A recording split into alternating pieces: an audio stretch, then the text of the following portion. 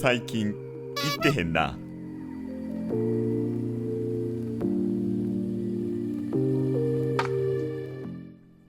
皆さんいかがお過ごしでしょうか。文系アカリストのハテナです。はい、ということでですね、冒頭にあります通り、私最近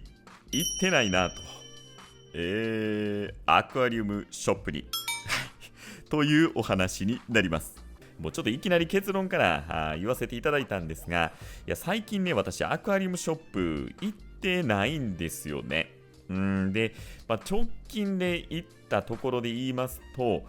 新年1月1日に、近所のアクアリウムショップにですね、福袋を買いに行きました。で、それ以来もう今3月のもう中旬ぐらいになってきまして、2ヶ月以上ね、行ってないなと、はい、ちょっとふと思ったんですよね。私、アクアリウム始めて大体もう3年半ぐらい経過しておりまして、アクアリウムショップ、最初はですね、もう本当に、毎週、いや、もっと言ってたな、もう本当に、毎日っていうのはちょっとなかなかね、言い過ぎかなと思うんですが、もう暇があったらアクアリウムショップに行って、こう水槽を眺めたりとか、お魚さんをね、様子をチェックしたりですね、こうもうずっとこう、かなり足しげく通っていたところが、あったりしたんですよね。で、それが3年半経過して、そういえば最近アクアリウムショップ、なかなか行ってないな、行かなくなったなっていうのを思ったんですよ。で、今日はね、そんなお話をしていこうかなと思いまして、で、これ根本的なね、理由っていうのが多分これいくつか、ありまして、で、これ結構皆さんにも当てはまるようなお話なんかなっていうふうにちょっと思ったんですよね。はい、じゃあ早速なんですが、私が最近アクアリウムショップに行かなくなった理由、その1。正直、高い。はい。いや、これ結構大きいですよね。やっぱり最近チャームさんとかこうインターネットショッピング、昔からね、当然あるんですけど、やっぱりどう考えてもそっちの方がいろんなものが安いんですよね。で、これもどうしようもないっちゃどうしようもないんですけど、やっぱりこう店舗を構えていない、チャームさんはね、一応こう本店、北海道とかにこう店舗があったりっていうのは、あるんですけど、ただ基本的にはやっぱりインターネットショッピングがメインにしているとですね、こう店舗を構えなくていい。その分、こう在庫をね、もう抱えながら、で、こう全国に配送するっていう、ビジネスだと思いますので、どう考えてもそっちの方が安く提供できるんですよね。で、その分、こう、アクアリウムショップ、近所にこう、店がある、店を構えているようなアクアリウムショップっていうのは、その分のコストっていうのが、店舗の運営コストっていうのは、やっぱり高くなると思いますので、その分ね、やっぱり商品にもこう、値段を転嫁せざるを得ない、どうしようもないようなところがあるとは思うんです。で、そう考えると、やっぱりね、こう、インターネットショッピングとかで私買うことがかなり増えてきて、Amazon とか含むね、インターネットショッピング結構ね、昨年使ってました。で、実際の店舗なんですけどね、あんまりやっぱり行ってなかったんですよね。本当に一時期なんかこう、馴染みのバーにね、行くみたいな感じで、馴染みのアクアショップに行くっていうぐらいやってたんですよね。我々にとってのこうバーっていうのはイコールアクアショップみたいなもんだと思うんで、いやー、そうなんですよね。だからやっぱりこの値段っていう、はい、どうしてもこう店舗っていうのは高くなってしまうっていうのが、あるんですよね。それが一つの原因でした。当然、例えば ADA さんとか、ああいう商品っていうのはチャームさんね、取り扱ってなかったりしますので、そういうメーカーもんとかっていうのを、見たり購入したりするのにアクアショップ使ってはいるんですけど、正直ね、こうね、最初、はい、始めた当初にもう毎日のように通っていた、こう馴染みのバー行くみたいな感じで通ってた感じではもうなくなってしまっているというのがまず一つ目です。はい、では続いて私がアクアショップに最近行かなくなった理由の2つ目、アクアリウムショップの水系にワクワクしなくなった。いやー、これ秘宝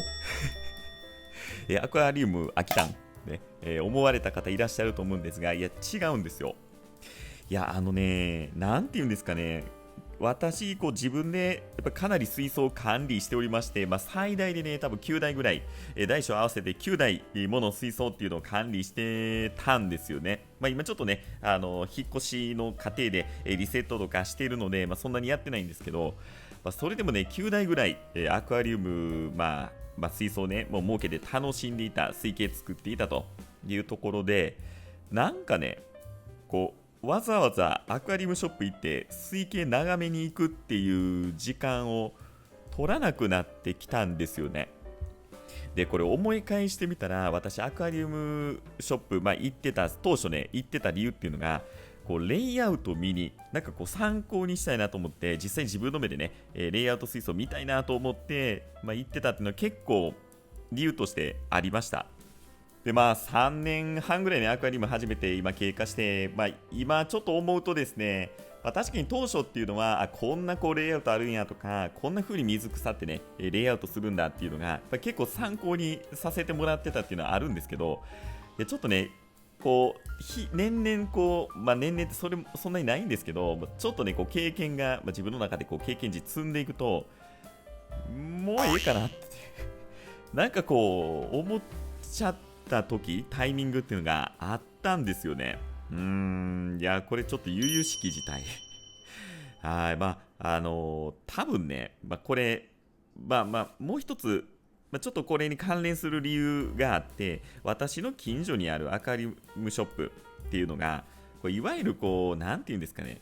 アクアリウム専門のショップじゃなくて、ペットショップなんですよ。で、ペットショップにアクアリウムコーナーがついているような、そういうショップしか近場にないんですよね。で、いわゆるトールマンさんとか、有名どころね、関西でいうとトールマンさん、かなりね、有名で、もう本当に大きな、店舗の中に、素晴らしいね、水系っていうのがたくさんあるような、そういう店っていうのが、私の家からね、かなり距離があって遠いんですよね。だからちょっと気軽に行けない。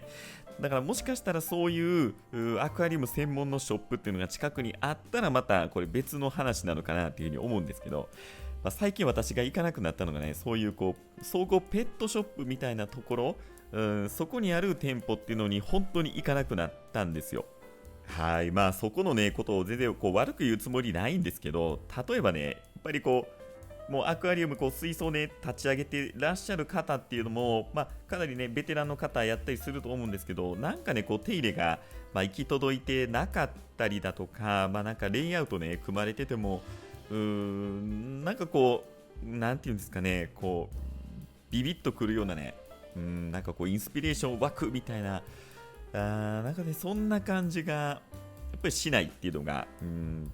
それなりにね、自分がやっぱり作ってきてる水系っていうのに、割と満足しだしてるっていうのも、あるとは思うんですけど、なかなかね、参考にしたいなと思うようなものが、ないなと思ってからはね、やっぱりかなり足が遠のいた感じがします。だからこれもね、アクアリウム専門ショップトールマンさんとかが、自宅の近くにね、あったら多分これはもう全然ほぼ毎日のようにね、ただですからね。見に行く分にはただですから、これやっぱ大きいですよ。やっぱり水族館とかね、行くとお金かかるけど、アクアリウムショップ専門のところ行ってもね、お金かからないわけですよ。さすがにちょっとね、何かしらのもんね、私買うようにはしてるんですけど、はい、やっぱり見させてもらってね、ただで手ぶらで買えるっていうのはなんか申し訳ないなっていう気持ちになるので、何かしら買ったりはするんですけど、ただね、入場料ただなわけなんで、だからそういう意味では、もし近くにそういうね、お店があったら、ちょっと状況は違うかなっていうふうに思いますが、はい、やっぱりね、最近ちょっと馴染みの店の、レイアウトとかにときめかないっていうのが、やっぱり2つ目の理由かなと思います。はい、で、最後3つ目の理由になります。これはですね、ちょっと皆さんに当てはまらないかもしれません。私だけかもしれないんですが、私ね、本当にコミュ障で、アクアリウムショップにね、やっぱり皆さん行く馴染みのアクアリウムショップがあるっていう方って、やっぱり馴染みの店員さんとかいらっしゃるでしょう。いや、きっと。いや、私ね、ちょっとそれが苦手というか、なんかこんな風にね、ただただ一人でもうベラベラ喋ってる分には全然いいんですけど、相手がね、喋る相手っていうのがいると、途端にちょっとね、コミュ障を発動しちゃうんですよね。で、近所のアクアリウムショップ行って、いや、こういう時どうするんですかみたいなのを、結構トラブルあった時に、割とね、最初の方って相談行ったりしてたんですけど、なんかね、それ以上、なんか発展しないっていうか、こうしたらいいですよって言われたら、そうなんですねって言って、すぐ帰るぐらいのね、感じなんで、ちょっと発展できないっていうか、絶対共通のね、趣味というか共通の話題ってあるんで、もっとこう話膨らませることとかも絶対できるはずなんですけど、ちょっとね、何分コミュ障なもんで、はい、そういえば行きつけのバーなんかないなと思いながらね、そうなんですよね。だから、トールマンさんも実はね、複数回、複数回って言ってもそんなに多分ね、2、3回、3回ぐらいかな、今まで、行ったことあるんですけど、社長さんのね、山田さんとか、ね、山本さんとかね、話させてもらったりしてたんですけど、なんか、それ以上、なんかね、こんなんやってますよとかね、いやーなかなかこう発展しないというか、いや、楽しかったんですけど、なんかこう、馴染みの店にするほど通ってないし、どうしてもね、こうコミュ障がこう足引っ張ってですね、こう馴染みにならないというか、いや、これ私の問題なんですけどね。きっとこう、馴染みのお店があって、そこに足しげく通う方っていうのはきっとね、おなじみのこう店員さんっていうのがいらっしゃるんだと思うんですよ。で、そこでコミュニケーション取って、ああでもない、こうでもないとか、こう楽しみに行くみたいなね、ところも、おそらくあるんじゃないかなと思います。はい、だからもうこれはね、ちょっと私の問題なんで、別にアクアリウムショップがどうとか、なんかそれが悪いとか、そういうね、ことではない。今回そういうお話ではないんでね、基本的にこう私の一個人のお話なので、はい、皆さんどうですか？最近アクアリウムショップ行ってますか？いや、もし私と同じようにね、最近そういえばアクアリウムショップ行ってないなっていう方は、ぜひコメントいただけたらね、なんかこう嬉しいなと思います。はい、ということで本日は私最近ね、そういえばアクアリウムショップ行ってないなと、いうことで、その理由についてお話をしてきました。で、いろいろですね、お話ししてきたんですが、行く理由ってね、あるのはあって、例えば、なんかこう、魚の調子がね、悪くなってきたとか、なんかこう、トラブルですよね。急なこうトラブルっていうのはやっぱアクアリウムつきものなので、こう消耗品であったりとか、なんかこう、機械のトラブル、壊れたとか、そのパーツを買いたいとかで、やっぱりね、お世話になることっていうのは多々あるんですよ。で、あるいはこう生態ですよね。やっぱお魚さんを買うときって、なんていうんですかね、こうやっぱりネットショップ、チャームさんって結構ね、安心な、方だとは思うんですけど、それでもこう時間がね、輸送までかかるわけで、そう考えるとこう、ね、アクアリウムショップっていうのは存在価値ってすごくあるし、そこでこう、元気な生態さんをこう自分で選んだりだとか、輸送にね、時間をかけずにこう元気な状態でそのまま自宅に、持って帰れるというところは、やっぱアクアリウムショップの、メリットだと思います。で、それは素材、石とか流木とか、水草とかにもね、同じこと言えると思うんですけど、やっぱりこう、一期一会みたいなところがあって、こう、自分がね、気に入った流木とか石っていうのは、もうその一つ、そのものしかないわけじゃないですか。